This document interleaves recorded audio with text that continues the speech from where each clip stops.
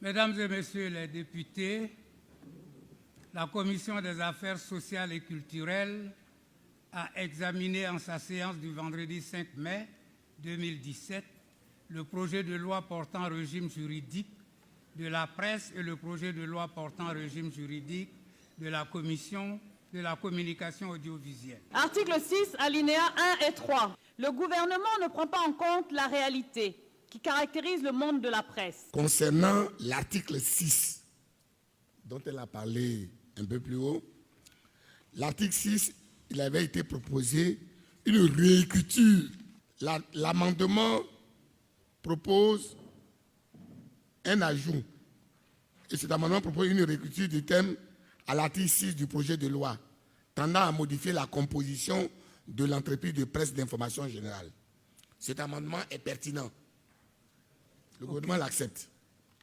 Le gouvernement accepte l'amendement de l'article 6. Merci beaucoup, Monsieur le Président. Proposition d'amendement relative à l'article 32 du projet de loi portant régime juridique de la presse. Non, ça m'a donné ça pour répondre. Oui, monsieur. Oui, madame. La liberté de la presse se conjugue avec le secret des sources des professionnels de la presse. L'une et l'autre formant le socle de l'indépendance dans la quête de l'information.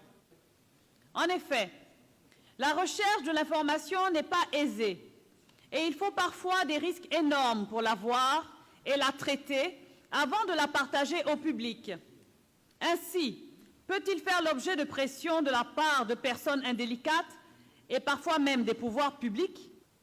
Si les démocraties modernes ont compris qu'elles étaient redevables devant la presse au point de lui donner toute la place qu'il faut, c'est justement parce qu'elles ont compris qu'il fallait protéger les sources en les obligeant à traiter l'information de façon responsable. C'est pourquoi le groupe parlementaire Vox Populi estime qu'il faut davantage protéger le journaliste contre les éventuelles pressions de toutes sortes dont il pourrait faire l'objet. L'amendement est pertinent. Le gouvernement propose comme réécriture, tout en restant dans l'esprit.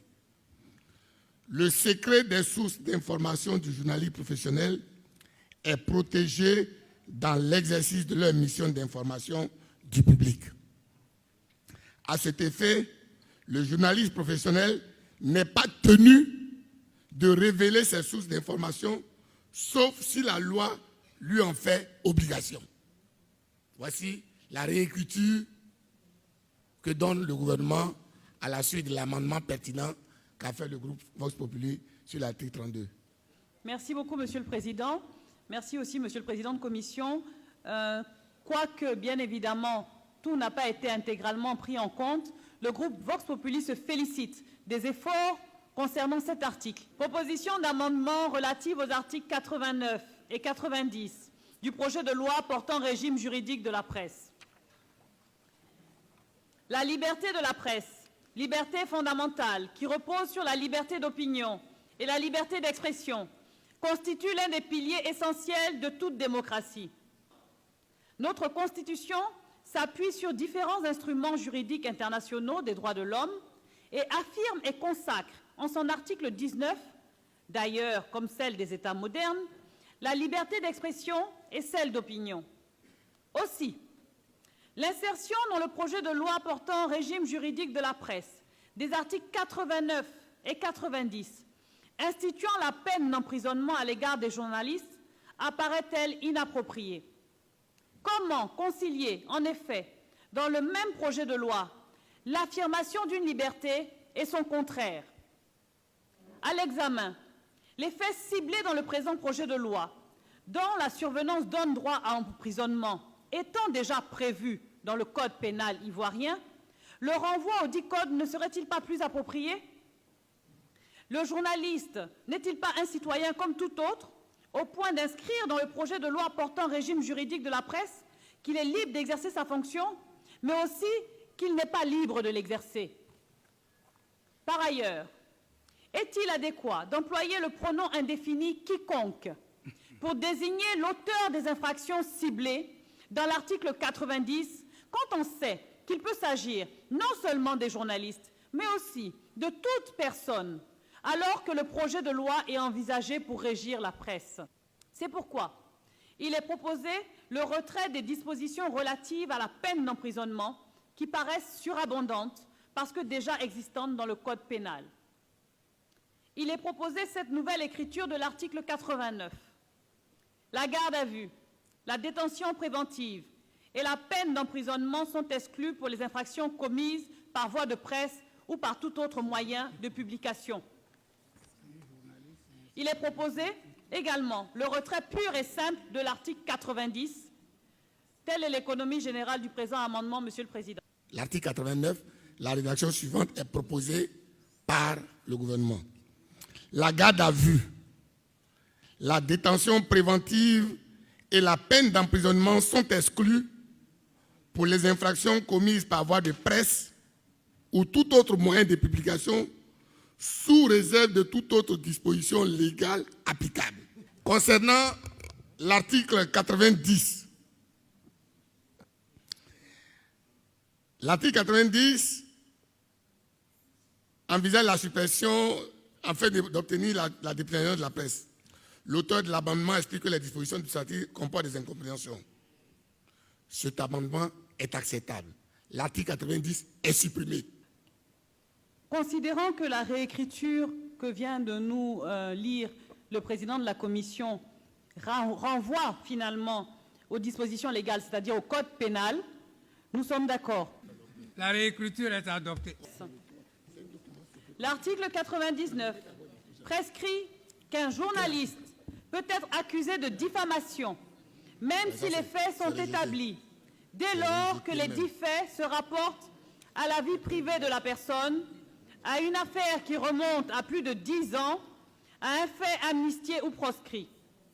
Ces dispositions semblent guidées par le souci de soustraire une catégorie de personnes aux critiques des journalistes. Par cela, elles contreviennent au caractère général et impersonnel de la loi, qui a vocation à s'appliquer à tous. En plus, elles n'indiquent pas clairement le début et la fin de la vie privée d'une personne. Enfin, elles obligent les journalistes à s'écarter de la réalité des faits historiques, sinon à s'abstenir de les enrichir en situant les événements dans tout leur contexte. Cela peut constituer une prime à la criminalité, parce qu'il est prescrit d'écrire sur des faits passés dans un journal, encore moins de parler de leurs effets, même s'ils se poursuivent dans le temps. C'est pourquoi il est proposé par le groupe parlementaire Vox Populi le retrait pur et simple de l'article 99. Monsieur le Président, l'amendement qui a été fait n'est pas pertinent. Il n'est pas pertinent, donc il ne va pas être accepté pour les raisons que je vais évoquer. Ok, allez-y. La première raison, c'est que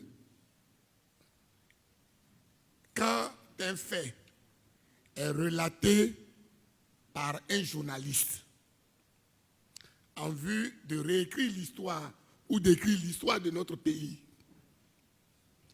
et que, au nom de cette réécriture de l'histoire de notre pays ou de l'écriture de notre histoire, de l'histoire de notre pays, il fait allusion à des événements qui sont passés il y a 10 ans, mais pas dans le but de salir quelqu'un, pas dans le but de ternir l'image de quelqu'un, mais de toute bonne foi en vue de l'écriture de l'histoire.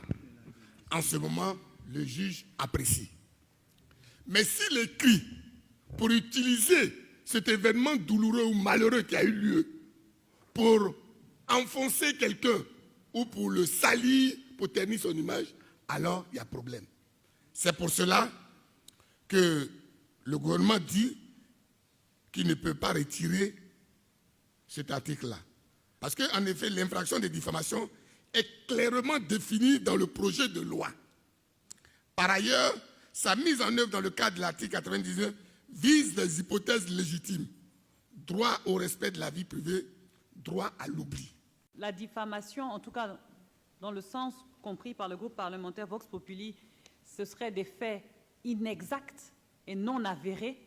Le groupe parlementaire Vox Populi maintient qu'on ne peut pas parler de diffamation quand les faits sont prouvés, sont exacts et avérée. Alors nous maintenons quand même notre amendement à l'article 99. Merci, Madame le député. Vous connaissez la procédure en la matière. Monsieur le Président, nous allons donc passer au vote du maintien ou du retrait de leur amendement.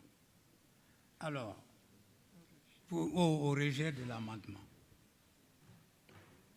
Pour le rejet, c'est-à-dire ceux qui sont contre. Le rejet de l'amendement. Pour le rejet de l'amendement. Pour le rejet de l'amendement.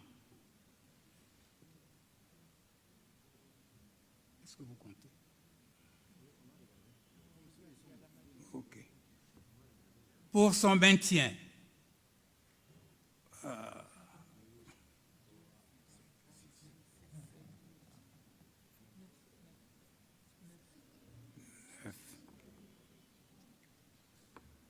Abstention. Ah non, pas vous. Abstention, une seule personne. Il y avait des amendements, il y avait des articles qui semblaient poser problème par rapport à certains de nos collègues. Je pense aux articles 89 et 90. Mais quand on remonte aux articles 6, 25, 42, beaucoup d'articles ont été acceptés, dont les amendements ont été acceptés. De tous les amendements qu'ils ont proposés, un seul a été rejeté,